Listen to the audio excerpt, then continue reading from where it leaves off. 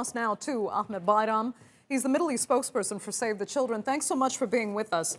There are thousands and thousands of victims here. Many of them are children. I'd like you to speak to that. I mean, what kind of psychological effects this explosion is actually going to have on the many thousands of children that have been hit? Would it be akin to experiencing war? I mean, how bad is it?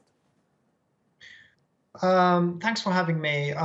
It is going to be huge. Of course, Beirut is a city in shock, but the impact on children is massive. I mean, we have been, as an organization, we have dealt with the traumas of war. Of course, as a result of the refugee coming into, fleeing the war from Syria into Lebanon. For 7-8 years now, I have met many children who were traumatized by the war, and I can tell you that they will never forget the image of an airplane or the sound of a bomb going off in Syria when they lived there. Unfortunately for the Lebanese children, for children of Lebanon, of Beirut, they are experiencing something similar. Now, you think of the little boy or the little girl who was, playing away, spending a nice time with the family, having a meal, watching cartoons 1 minute, the next minute something goes off, the roof over their head is falling down, the glasses are shattered, people are running, screaming.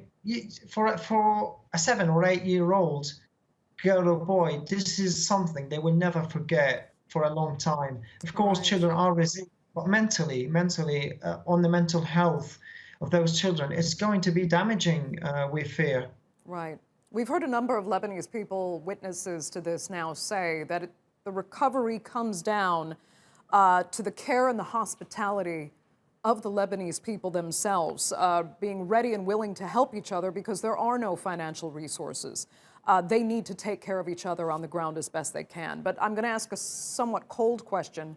Does that have a time limit itself, given eventually people will have to start returning to work and managing their own lives? And then where does that leave the rest of the people who really are with nothing?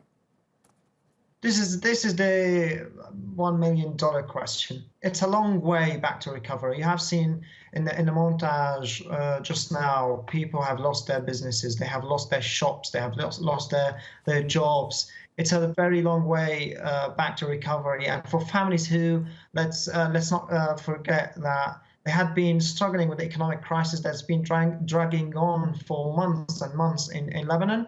Many will have had their wages cut, if not their jobs, if not dismissed from their jobs, or have lost their businesses as a result of the economic crisis and the lockdown. These families now have a very tough choice to make for themselves, for their children. If you're an average family of three or four people in Beirut, you now have you have lost your home, you don't have a job, and your children are at risk. We can only hope that we will receive the support that we need so we can mobilize, we can start helping children and helping families take the first step on that long marathon of recovery. So it's really all about the support that we receive at the moment. As you say, Beirut is under-resourced, Lebanon is under-resourced, under economic strain.